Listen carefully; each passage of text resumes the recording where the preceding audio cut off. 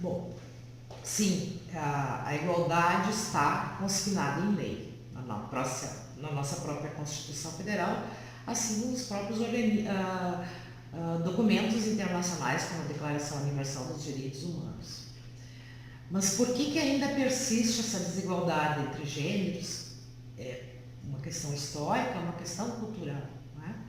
Quando nós trabalhamos com o próprio conceito de gênero, nós também trabalhamos com a ideia de que gênero é uma construção histórica e social. O que quer dizer isso? Quer dizer que nós não nascemos mulheres, e assim como não se nasce homem, né? Que se constrói ao longo dos tempos, tanto homens e mulheres. Bom, nesse tempo agora, né, eu tenho me construído desde o meu nascimento como mulher, assim como de certa maneira, na mais tenra idade, me ensinaram aqueles papéis que tinham como identificadores de ser mulher. E eu aprendi esses papéis, não é? Ou esse papel, não é? Essas maneiras de ser, introjetei isso e venho trabalhando com essas questões. Sem falar, né, que se dá de forma diferente aí o próprio acesso aos níveis educacionais ajuda bastante. No momento que eu tive acesso a mais escolaridade, a mais conhecimento, a trabalhar com essas próprias questões de gênero, eu posso me compreender como tem sido essa construção, não é? E ao mesmo tempo, como foi desde o meu nascimento a introjeção ou a somatização desses papéis. E posso rever esses, né? Posso claramente dizer que a maneira como eu aprendi, não é?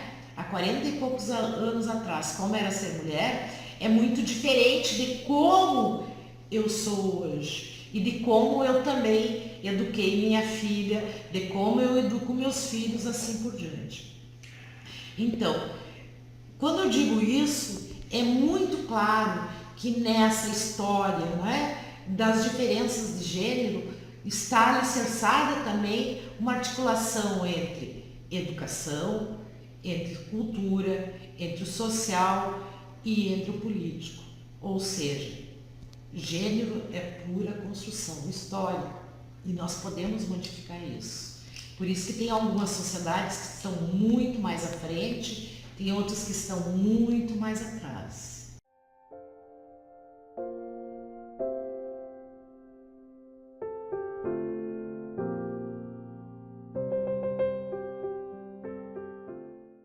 Porque isso é uma realidade. E tanto é um tabu que basta ver a própria dificuldade que se teve e que está se tendo quando se fala, né, quando o MEC falou pela primeira vez na questão das relações de gênero dentro da escola. O tabu. Jamais se imaginou que isso ia ser tão forte. Não é? A própria ideia do que é discutir gênero. Então, quando tu escuta diariamente que uma mulher foi morta, que uma mulher foi agredida, que meninas são vítimas, na grande maioria, não estou dizendo que meninos não sejam vítimas de violência sexual, mas que na grande maioria meninas são vítimas da pedofilia, da violência sexual, temos sim um recorte de gênero. Mas o pior é que nós nos negamos enquanto sociedade a assumir e admitir isso e a trabalhar com isso. E esse trabalho tem que ser um trabalho contínuo, não é? Reforçado desde a mais tenra idade. Os professores, as professoras de educação infantil deveriam, né, ter uma formação que possibilitasse trabalhar com as questões de gênero diariamente em sala de aula, diariamente no espaço escolar. E o mesmo eu digo para a universidade. E está muito claro na universidade as questões de gênero. Basta tu refletir sobre alguns momentos sobre essas diferenças. E elas estão lá. Nós não podemos negar.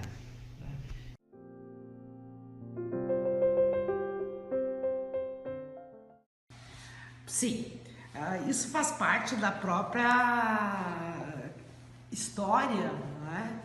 da questão dos gêneros. Se nós trabalhamos com uma ideia, né, com uma ideia de um patriarcado, onde as mulheres deveriam simplesmente baixar a cabeça, né? E aceitar tudo que era dito, né? Na forma como elas deveriam agir, assim por diante. Não me surpreende muito que ainda se diga que o feminismo é uma espécie de machismo feminista. Por quê? Claro que parte também do princípio do pouco conhecimento de quem fala sobre isso. Porque o feminismo jamais em sua história trabalhou com uma perspectiva da violência. A ideia de que tu tem que diminuir o outro. O feminismo não diz que as mulheres têm que diminuir os homens. Ao contrário, o feminismo busca a igualdade de condições, a igualdade de acesso para mulheres.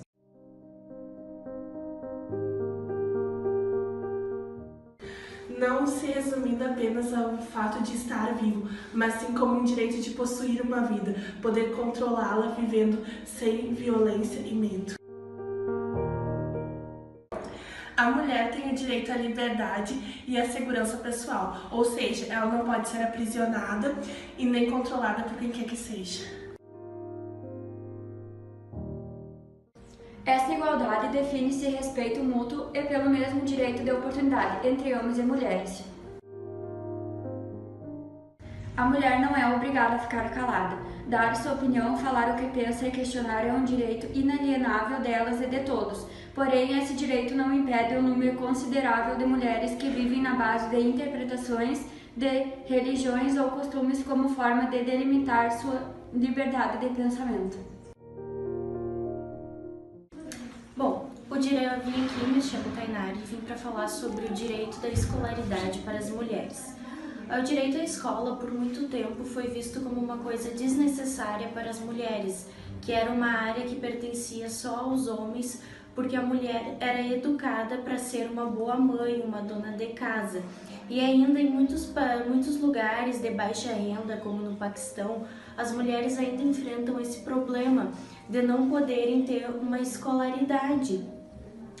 E também aqui no Brasil, muitas moças que engravidam durante a adolescência, elas passam por esse mesmo problema, porque a sociedade vem para cima, querendo que elas deixem o seu direito de estudar em virtude de cuidar do seu bebê, por causa da maternidade. E isso não é uma coisa justa, porque todos nós já temos esse direito adquirido. A privacidade passa pelo respeito. As mulheres não podem mais viver vigiadas ou inibidas. Esse direito deu-se mais no nível reprodutivo. As mulheres passaram a ter o direito de obterem mais informações sobre os métodos para regulação e fecundalidade, assim como o direito de receberem serviços adequados, atenção à saúde que permitem a gravidez e os partos sem risco. Durante muito tempo, a sociedade definiu a mulher como esposa e mãe. Essa não tinha opinião no que diz respeito e quantos filhos queriam ter. Esse direito veio mudar isso de tal forma que a mulher possui o direito de escolher com quem casar, quando casar e onde morar, além de decidir sobre sua vida conjugal sem a interferência de pastor, padre, bispo.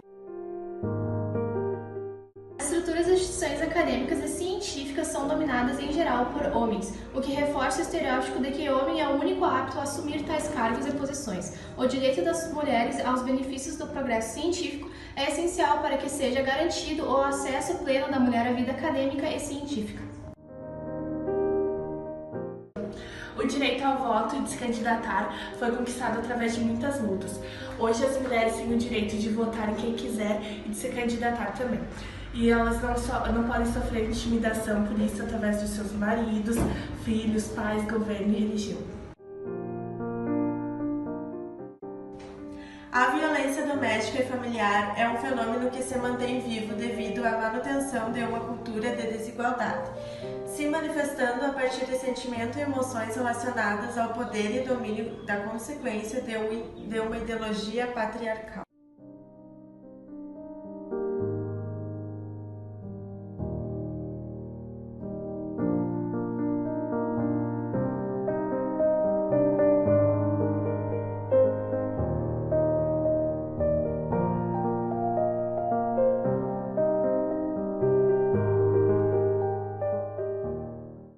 We teach girls to shrink themselves. To make themselves smaller.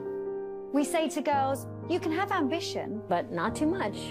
You should aim to be successful, but not too successful. Because I am female, we raise girls to see each other as competitors. Not for jobs or accomplishments. The person who believes in the social, political, and economic equality of the sexes. A feminist is a man or a woman who says, Yes, there is a problem with gender as it is today, And we must fix it.